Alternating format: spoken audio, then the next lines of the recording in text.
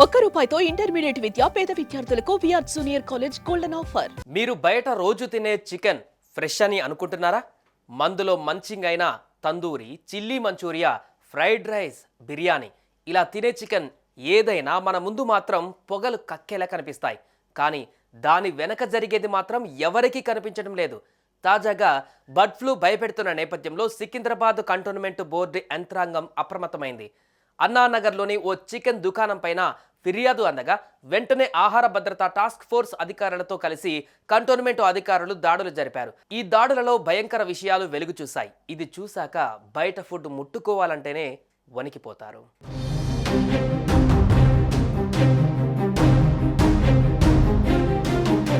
కంటోన్మెంట్లోని అన్నానగర్లో chicken సెంటర్లపైన గురువారం ఆరోగ్య task force అధికారులు జాయింట్గా దాడులు చేశారు. కుళ్ళిన చికెన్ అమ్ముతున్నారనే ఇన్ఫర్మేషన్ రావడంతో SSS chicken centre, Ravi chicken దుకాణాలలో తనిఖీలు చేశారు. ఇందులో 600 కిలోల కుళ్ళిన చికెన్ను స్వాధీనం చేసుకున్నారు. ఎక్కువ రోజులు నిల్వ చేసిన మాంసాన్ని మద్యం షాపులు, బార్లకు అమ్ముతున్నట్లు గుర్తించారు. స్వాధీనం చేసుకున్న కుళ్ళిన చికెన్ నిల్వలను డైరీ ఫామ్ రోడ్డులోని ట్రెంచింగ్ మైదానం వద్ద గొయ్యి తీసి పాతిపెట్టినట్టుగా బోర్డు హెల్త్ విభాగం సూపరింటెండెంట్ దేవేందర్ తెలిపారు. చికెన్ సెంటర్ ఓనర్స్కి నోటీసులు జారీ చేసి తర్వాత సీజ్ చేస్తామని చెప్పారు.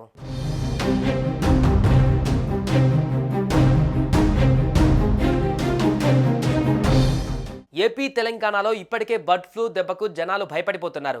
పౌల్ట్రీ రైతులు కుదేలైపోయారు. ఇప్పుడు ఇలాంటి కుళ్ళిన చికెన్ అమ్మి ప్రజల ప్రాణాలతో చెలగాటమాడుతున్నారు. ఇలాంటి షాపులపైన కఠిన చర్యలు తీసుకోవాలని ప్రజలు డిమాండ్ చేస్తున్నారు. నెలల తరబడి నిల్వ ఉంచిన ఈ చికెన్ తింటే నేరుగా ఆసుపత్రి బెడ్ ఎక్కడం ఖాయమంటున్నారు. చికెన్ కొని చేసే సమయంలో జాగ్రత్తలు తీసుకోవాలంటున్నారు. గతంలో కూడా కుళ్ళిన చికెన్, నిల్వ ఉంచిన చికెన్ అమ్మిన కొన్ని షాపుల్ని అధికారులు సీజ్ చేశారు. అయినా సరే కొందరు మారడం లేదు. చికెన్ నిల్వ ఉంచి తక్కువ ధరకు అమ్మేసి డబ్బులు సంపాదిస్తున్నారు. 2 షాపులలోనే 600 కిలోల కుళ్ళిన చికెన్ దొరికిందంటే మిగిలిన చోట్ల గుట్టు చప్పుడు కాకుండా ఇంకెంత చికెన్ సరఫరా అవుతుందో చెప్పగలమా? ఇది కలికాలం అని కాదు, కల్తీ కాలం అనాలేమో. ఎందులో చూసినా కల్తీ వ్యవహారమే. ఏం కొనాలన్నా భయం, ఏం తినాలన్నా భయం. అందుకే డబ్బులు పోసి అనారోగ్యాన్ని కొని తెచ్చుకోవద్దు అంటున్నారు. బయట తినడం తప్పదు అనుకుంటే 1కి 10 సార్లు ఆలోచించి తినాలి. వస్తువుకి పోతే కొనుక్కోవచ్చు, ఆరోగ్యం పోతే కొనలేం.